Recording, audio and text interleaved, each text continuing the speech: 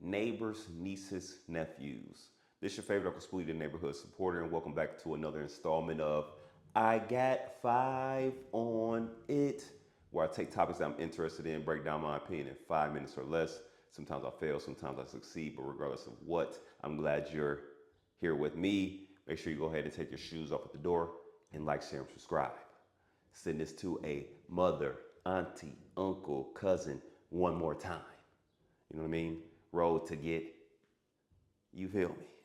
Even if I get monetized, I feel like I'm still going to do that intro because it's so fire to me. You know what I mean? I can just throw any, next time I might say nieces, nephews in there. I can just throw anything in there. It's like off the hip. You know what I mean? First of all, juice responsibly, promoting some healthy habits here. Uh, Not coffee, not liquor, juice, freshly squeezed, all right? At all times. And the cup is low because I drink that shit for real. And also buy your luxury for a fraction of the cost. Shop at Zenni Optical. Go ahead and use my promo code below. Why spend hundreds and hundreds of dollars for one frame when you can get like 2 or 3 pair? You feel me? Go ahead and do that right now. Go ahead and look at that promo code. But today we have to talk about some things that went down over the weekend. Everybody knew it. Everybody knew what was going to happen when it was announced.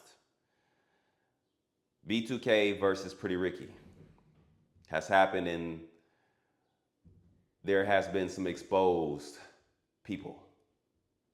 It is not Pretty Ricky, except Slickum. I didn't know he was battling drugs and shit, so get well, Slickum. There was some moments I said, Slickum, I need that verse right here. I need that, because then the Pleasure P ad-libs in the back, it's just a whole thing, like, but B2K took a L. Bad L. After watching this, I said, you know what? They would have been better off battling Bow Wow. It should have been B2K versus Bow Wow, because it's essentially Omarion versus Bow Wow. They got songs together. They got the same type of, kitty, I about to say kitty type of songs, the preteens, the teenager, those teen songs, you know what I mean? They would have went crazy. They would have went crazy together. That would have been a great back and forth. But Pretty Ricky, the songs that they got, we would love somebody to make these records right now. Right now. Like we are missing a Pretty Ricky in the game right now. We're actually missing the B2K too. We need both. We need a right and a left shoulder. Okay? We need a B2K, and we need a Pretty Ricky. But we have neither right now, to be honest. But as a full-grown adult, Pretty Ricky was my pick for the number one spot for this. Easy. I didn't know what round they would win. Then I start going through the Pleasure P's solo career. Boyfriend number 2, Get You Wet, Beat It Up, what else he got? Did You Wrong, Under. I'm like, Omarion might not be able to fuck with him on that. Let Me Hold You is a banger. Let Me Hold You. Supposed to Be is cool, but that Beat It Up, that is a banger. That's the song that they walked out to. As Pleasure P kept saying, this is not about solo, because they tried Omarion pulled out Icebox, and Rasby had a solo song. I don't know what that was, but he had hella bags under his eyes and said we wanted to thank the crowd, and he's still going through some things. And they try to pull out the solo records, and Pleasure P like, hey, no, it's not. We ain't doing that. Like, this is about the group. You know what I'm saying? Actually, I'm part of 2 groups, and I got a solo career. Like, and the thing about Pretty Ricky, I like, dog, they all knew what role to play. They all knew, they were confident. Even Baby Blue, he didn't gain so much weight, but he over there going crazy, like, with the energy.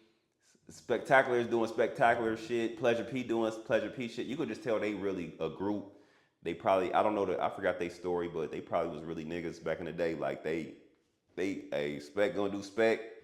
They was cutting the beat, doing the instruments. Pleasure P was going a cappella. it was they had a better show.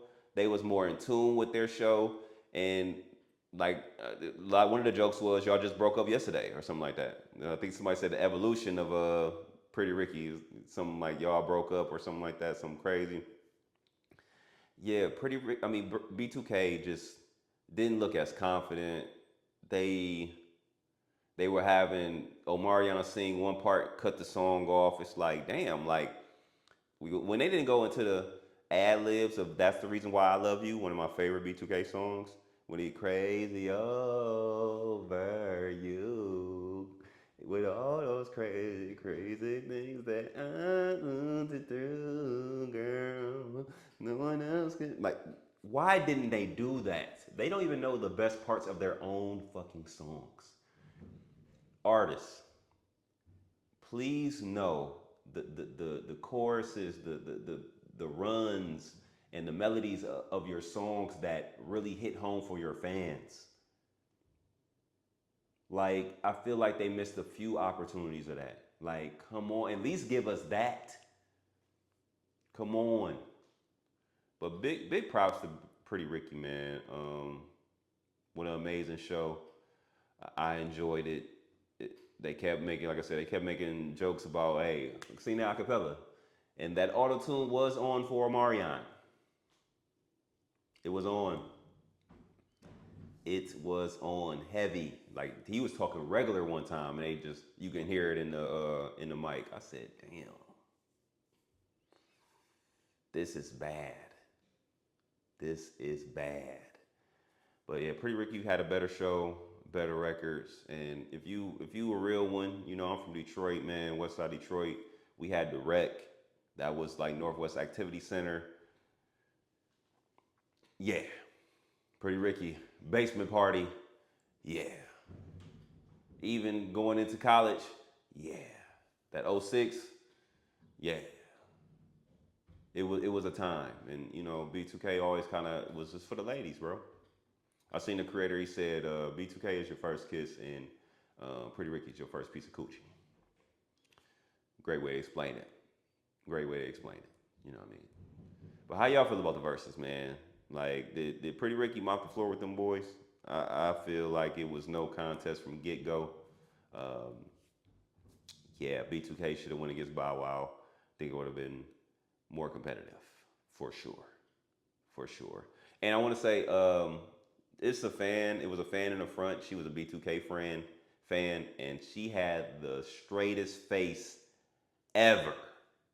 Like you would have thought she was paid to be there. Like you gotta.